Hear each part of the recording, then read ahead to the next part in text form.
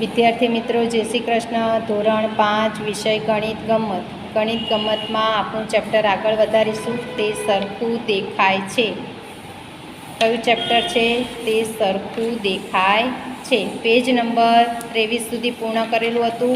આજે page number 24 ઉપર જુઓ. તારીખ લખી નાખો 18/9/21. વાર શનિવાર.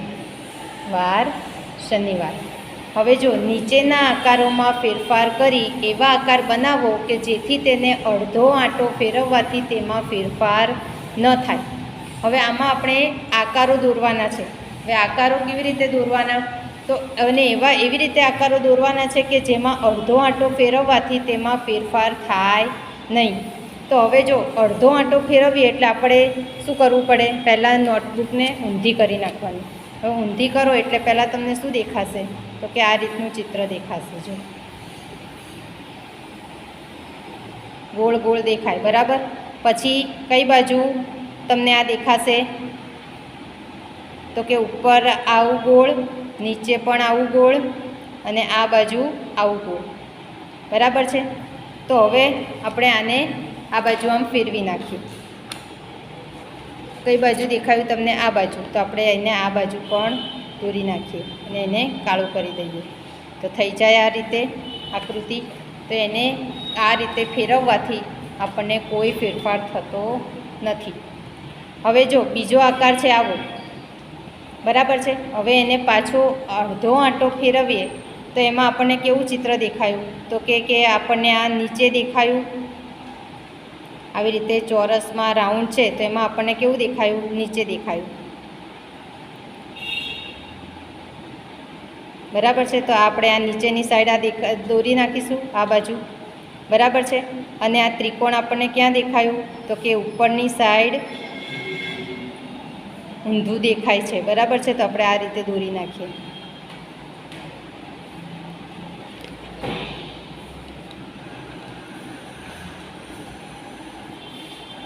ઉપર એક આપણે હું તમને નોટમાં દોરીને બતાવું છું.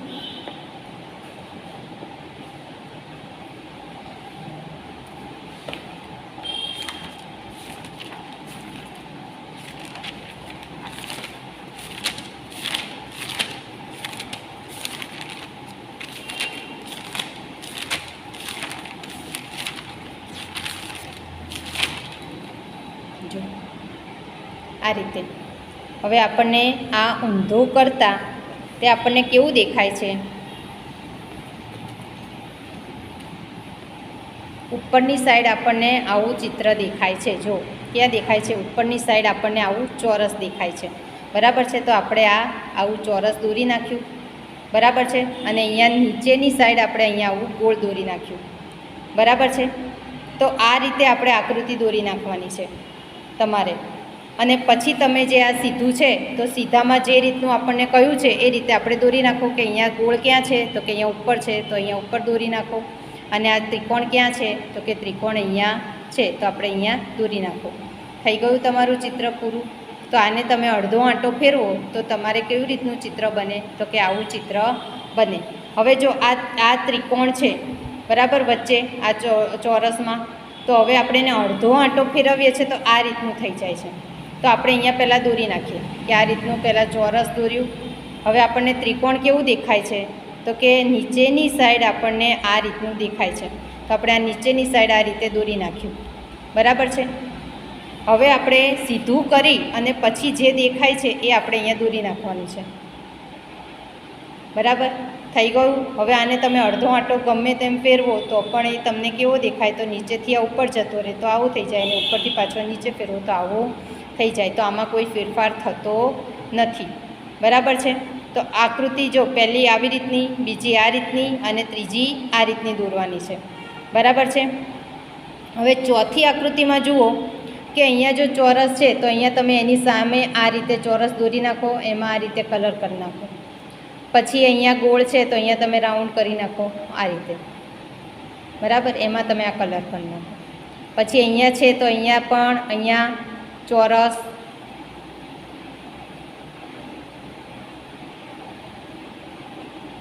તો આ રીતે તમે અહીંયા ચોરસ કરી નાખો. આ રીતે આમ, બરાબર, અને અહીંયાથી આ રીતે,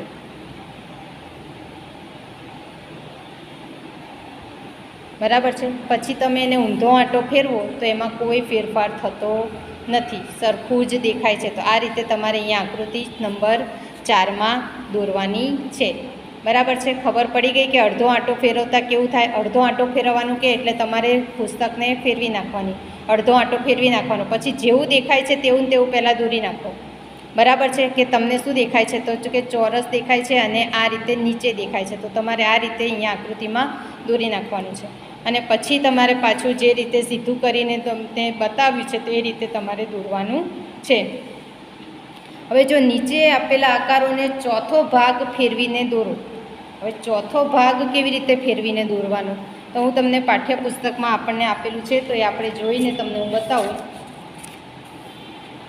કે જો આ પાઠ્યપુસ્તક છે આપણું, એમાં પેજ નંબર 81 ઉપર જુઓ. પેજ નંબર 81 ઉપર હવે આપણને આપેલું છે ચોથો ભાગ ફેરવો. હવે આ પંખો છે, બરાબર. હવે અહીંયા આપણને જો આ માણસની રીતે આપણને બતાવેલું છે કે આ છોકરો છે, એમાં એને ચોથો ભાગ. હવે અહીંયા આ પંખાને 1/4 ફેરવવાથી કે પહેલાં જેવો દેખાશે, તો આ જો ફેરવેલું છે, આ પહેલો ભાગ, પછી આ બીજો ભાગ, પછી આ ત્રીજો ભાગ અને ચોથો ભાગ, બરાબર. હવે જો ચોથો ભાગ ફેરવવાથી આ પંખાને આ રીતે ફેરવીને બતાવ્યું. હવે આ ભાગ અહીંયા આવ્યો, આ ભાગ અહીંયા આવ્યો, આ ભાગ અહીંયા આવ્યો, ચોથો ભાગ ફેરવ્યો એટલે, બરાબર છે. પણ આકારો સરખા હોવાથી તે ચિત્ર એવું ને એવું જ દેખાય છે. હવે જો આ ચોથો ભાગ કેવી રીતે, તો પહેલાં આ રીતે સ્થિતિમાં ઊભું છે, બરાબર. હવે એને એક ભાગ ફેરવવાનું કીધું તો એ આ રીતનું થઈ ગયું બાજુમાં, બરાબર.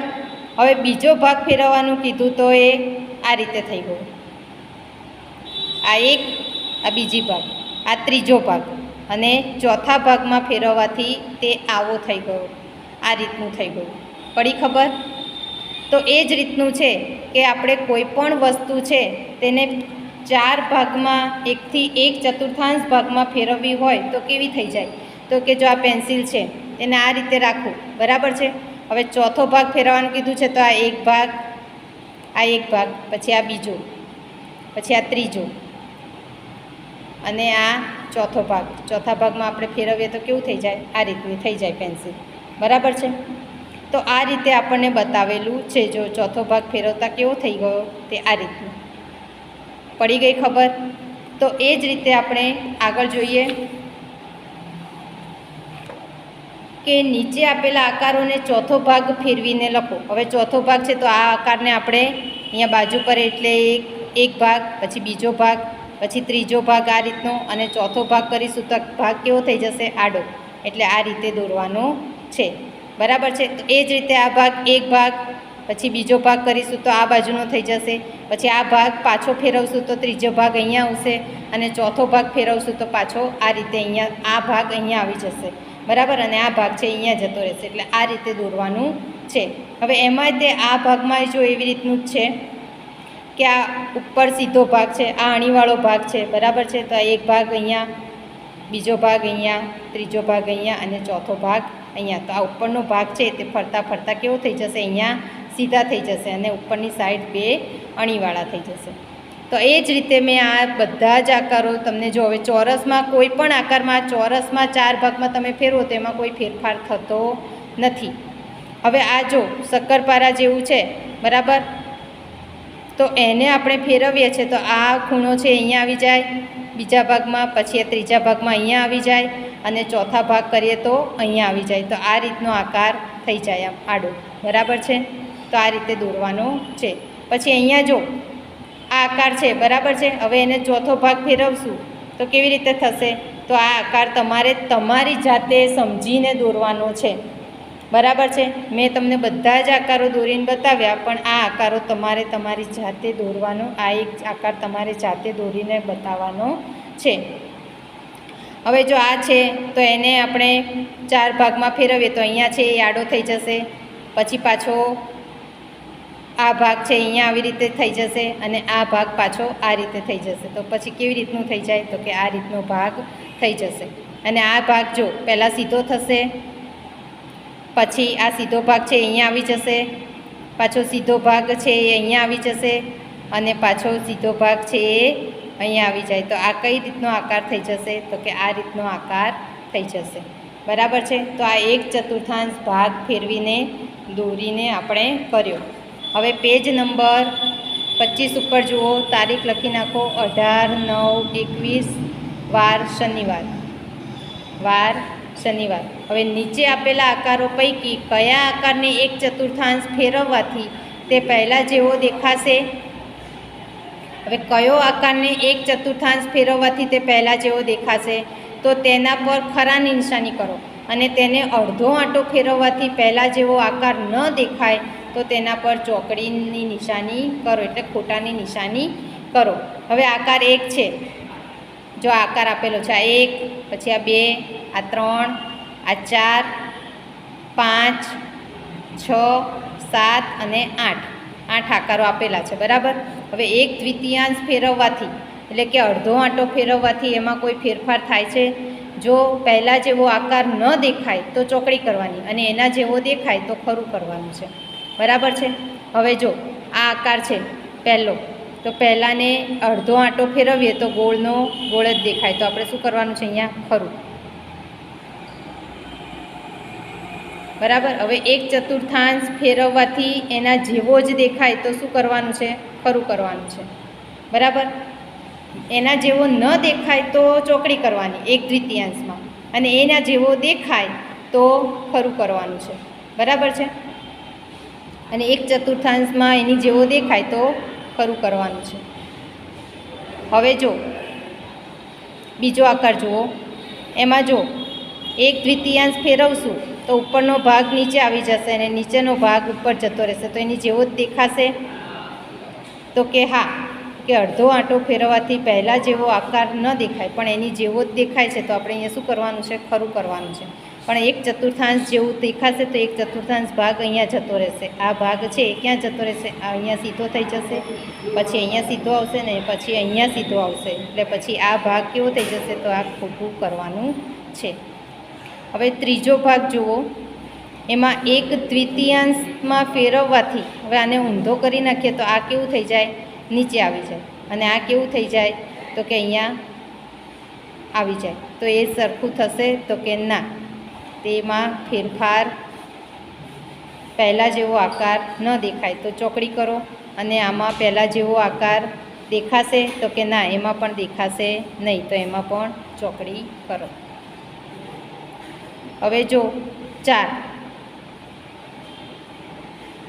જો પહેલાં જેવો દેખાય તો તેના પર ખરાની નિશાની કરો. તો આપણે આ ખરાની નિશાની કરી અને આકાર ન દેખાય તો તેના પર ચોકડી કરો, તો પણ એની જેવો જ દેખાય છે તો આપણે તો અહીંયા ખરું કરવાનું, અને અહીંયા પણ તેની જેવો જ દેખાય તો એની ઉપર શું કરવાનું છે? ખરું કરવાનું છે. હવે નંબર 5 ઉપર જુઓ કે તેમાં 1/4 ફેરવવાથી તેના જેવો દેખાશે? તો કે ના, તેના જેવો દેખાશે નહીં, તો અહીંયા ચોકડી કરો. પછી શું કીધું છે? 1/3 ફેરવવાથી તેના જેવો આકાર ન દેખાય, તો કે એના જેવો આકાર નથી દેખાતો, તો શું કરવાનું છે? ચોકડી કરવાની છે. કારણ કે ઉપરથી કરીશું તો આમ થઈ જશે. બરાબર છે. તો એની જેવો આકાર દેખાશે નહીં. હવે જો 6 નંબર, 7 નંબર અને 8 નંબર, તો એમાં બધા ભાગમાં આપણે ફેરવવાથી બધા ભાગો કેવા થશે? તો કે 1/4 ફેરવવાથી તેની જેવો જ દેખાશે અને અડધો આંટો ફેરવવાથી તેના જેવો આકાર ન દેખાય, તો કે એના જેવો જ આકાર દેખાય છે. તો એમાં બધામાં શું કરવું પડશે? ખરું કરવું પડશે. બરાબર છે. તો આ રીતે અહીંયા આપણે પૂર્ણ કરવાનું છે. Page number 25. હવે પેજ નંબર 26 ઉપર જુઓ,